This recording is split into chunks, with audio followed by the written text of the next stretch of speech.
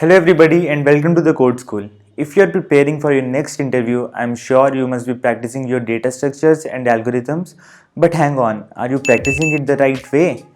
I'm sure you must be preparing for your system design and your object-oriented design, but are you doing it from the right resources? Are you sure you are not missing something very important for the interviews? Do you know which programming language you should learn to have the best chances for your selection? In this video, we are going to discuss 5 very important preparation tips which will cover all these things and prepare you for your next dream job. So please stay tuned till the end.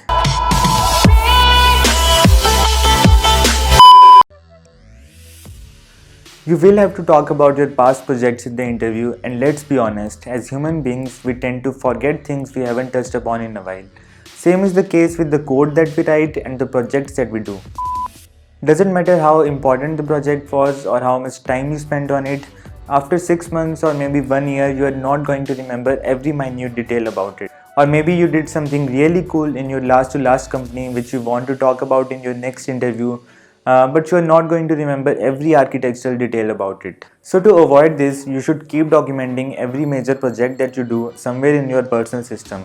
You can use a Google Docs or Evernote or anything that you like. Just write down all the details of the project or any documentation that you have in your personal Google Docs. If you have not done this for your past projects, try to recollect as much as you can and document it right now. If you are still working at that company, you can document everything you can into Google Docs. There are 100% chances you will be asked about your favorite project in the interview. So you should thoroughly know about everything that you used in that project. If you used a certain type of tech, you should have a valid explanation of doing so. If you use SQL, then why did you not use NoSQL? If you used Redis, then why did you not use Aerospike or Memcache? Why did you use Node.js and not Spring Boot? These are the kind of details you will be asked about in the interview. Then you can be asked other questions like what part did you play in the project? What was the impact of the project on the company or the organization? What was the size of the team that worked on the project? You should be prepared for all these questions before going to the interview. If you are in college, you still need to have at least one project you can talk about in detail. And please don't fake about anything that you didn't do. It might backfire very badly. It's better to not talk about project at all rather than talking about something you didn't do. Well, I'm pretty sure you are practicing your algorithms on LeetCode or HackerRank or whichever your favorite place is. But the important thing is, are you practicing it the right way? See, when you're solving these problems in the comfort of your home, you might start with a problem and then take 30 minutes or 1 hour or maybe even 2 hours to solve it. And in between, you might start checking your Instagram or your Twitter, or you might start checking your phone. Basically, there's no pressure on us and we are solving it in a pretty relaxed way. And when there's no pressure on us, these distractions are bound to happen. But the pressure in an interview is immense. You are not given much time for your solution and you require quick thinking. And you need to get used to dealing with that pressure and develop that quick thinking. What I would advise you for this is to time box your problem solving. By this, what I mean is to set a timer or a stopwatch before starting any problem. This will keep your mind focused on the problem alone and you get used to the pressure of the interview. If it's an easy problem which you can check from the problem tags, you can set 20 minutes for easy problems, 40 minutes for medium difficulty problems, and around 1 hour for difficult problems. Or whatever time you feel comfortable with, and then you can keep on decreasing these time limits as you keep on improving and get better and better. There's also a website called interviewbit.com. I don't know if you guys are aware of this, but every problem there has to be solved within a fixed time limit. And the points that you get are decided on the basis of the time that you took to solve the problem. I'm not endorsing this website and they're not paying me anything for this, but personally this is something I found really helpful during my preparations. Another thing is to practice daily. If you have ever learned a musical instrument, the number one advice is to practice daily. It develops your muscle memory and thinking capability to achieve results. Even if you get 10 minutes on a very busy day, do it. Don't skip the day. If you're too busy on a day, just pick up an easy problem which will take 10 minutes, but don't break the streak.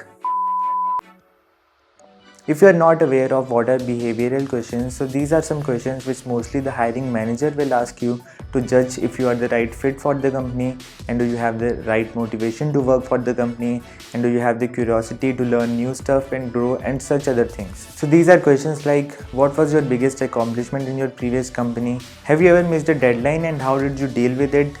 Have you ever made a mistake and how did you deal with that? Did you ever have any conflict or disagreement with your manager? And more such type of questions. A lot of people think that they only need to prepare for technical stuff, and if they have the required technical knowledge, these questions are pretty much useless.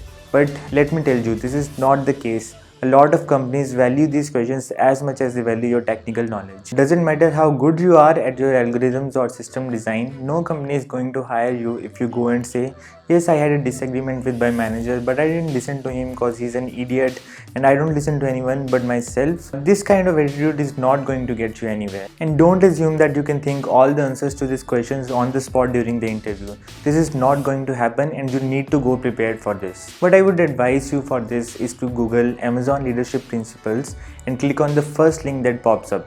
Then you will see 14 leadership principles which include customer obsession, ownership, insist on high standards. Now what you need to do is, for each of these principles you need to have an instance ready from your life.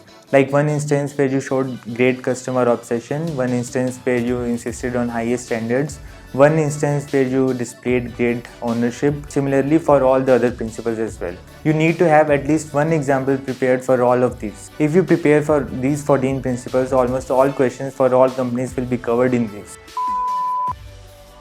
The most common way of preparing for system design interviews is to read about some common problems, like to design Twitter or Instagram or URL shortener service. And if you talk about low-level design or object-oriented design, there are some common problems like parking lot design and two-player games like chess. And you can read about these problems at educative.io and other similar websites, or there are plenty of other resources available on the internet. These problems might make you familiar with the common concepts used in system design, but it won't improve your thinking capability. So if you get asked something new, like to design some new use cases in the existing design or to make some new design which you haven't seen before, then there are chances that you might get stuck.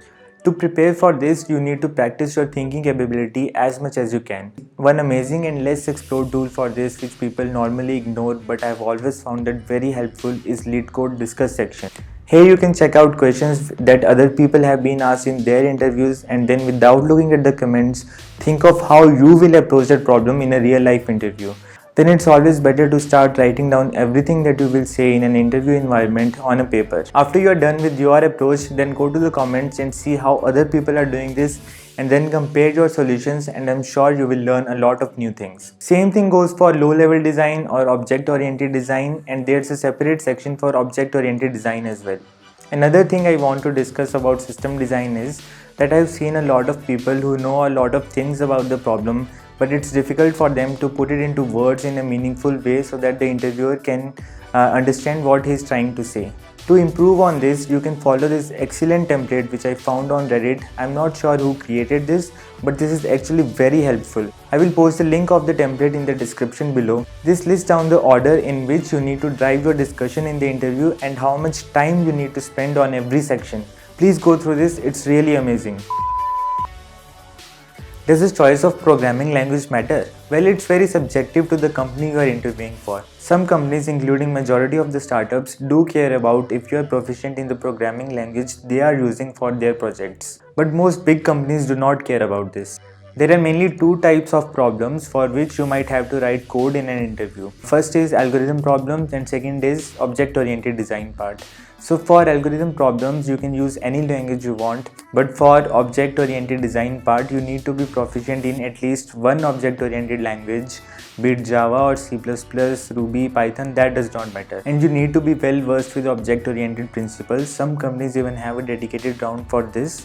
And I've seen a lot of these object-oriented interview rounds inclining towards Java, so it's better if you learn Java if you're starting from scratch.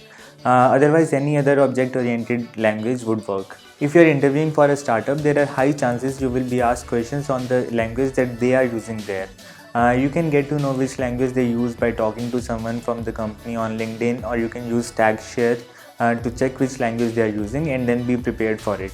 I've seen most people using C++ or Python for algorithm problems, and most of their real life experience has been in Java. So it's not a problem if you switch between Java and C++ for algorithm problems. You can just tell the interviewer that you are more comfortable in C++ for algorithms, and for object-oriented concepts you are more comfortable in Java.